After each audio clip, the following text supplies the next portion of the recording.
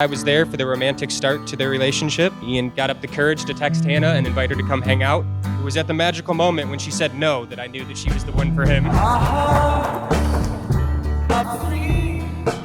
So tell me what's wrong with feeling I'm a flower, you're a bee. It's much older than you.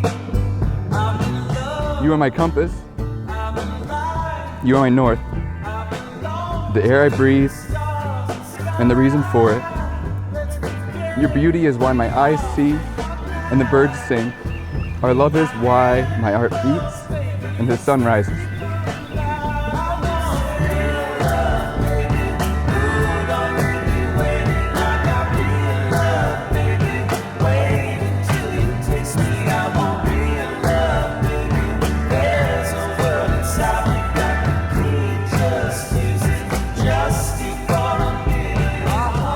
I met Ian, and I was immediately skeptical. He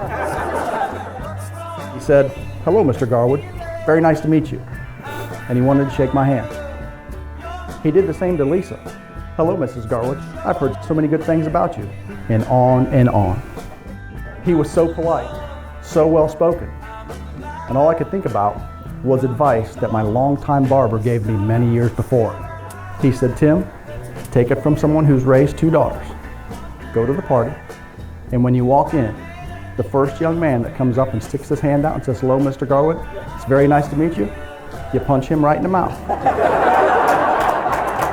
Because that one, he's the troublemaker. It certainly wasn't long after that that Ian dispelled that myth. Ian is polite, he is well-mannered, and he has a big heart and an obvious upbringing from his parents, Chris and Tim. As I've gotten to know Ian even more over the past 5 years, he's proven his grit, his determination, and unwavering love for my daughter. Ian, between the two of us, we have all the resources, imagination, strength, clarity of intention to protect, grow, and nurture our love through all life's ups and downs.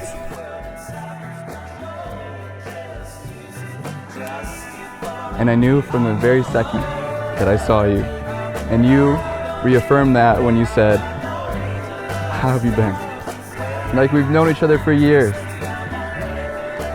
We've loved each other in this life and all of our lives.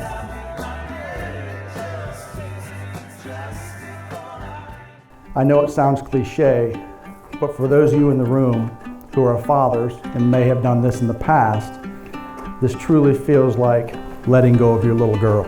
I can remember it like it was yesterday. Amber and I coming home with this little baby just a day after she was born. We were looking at each other in utter terror. What do we do now? What sits before us today is a beautiful, smart, confident, funny young woman who just completed her MBA.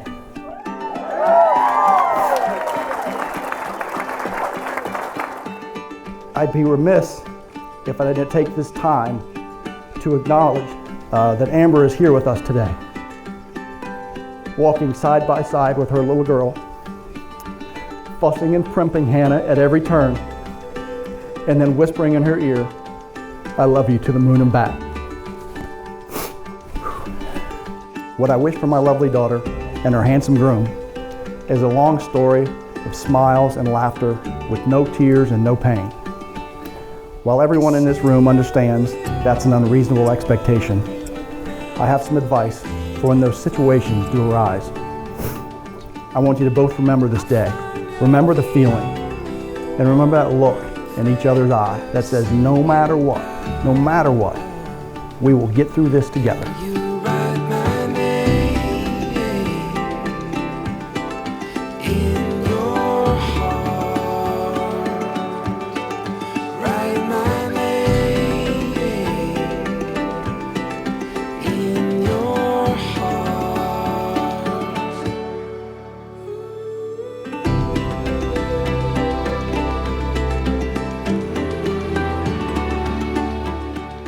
The ideals, the understanding, and the mutual respect which Hannah and Ian bring to their marriage have its roots in love, the friendship, and the guidance that they have received from each and every one of you over the years.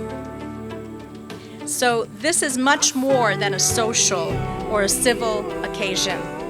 It is a spiritual ceremony in the deepest sense. We are here to see them off on this journey.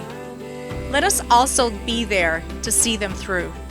Hannah, I give you this ring Ian, I give you this ring, as a symbol to my vow, and with all that I am, and all that I have, I honor you. I honor you. Your rings carry the potent double message. We are individuals, and yet we belong. We are not alone. There is no limit for what I will do for you. I love you in this life and all of our lives. I love you, Ian Christopher, and choose to share my life with you. I promise you this from my heart and with my soul. Till the end, my friend, I am yours. I witness and affirm your union of love and pronounce you husband and wife. You may now kiss. It gives me great joy to introduce to you for the very first time Mr. and Mrs. Ian and Hannah Davis. Woo!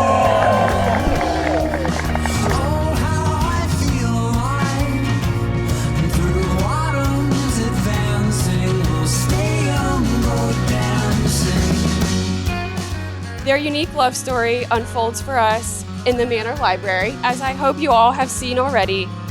The love these two share is unmatched.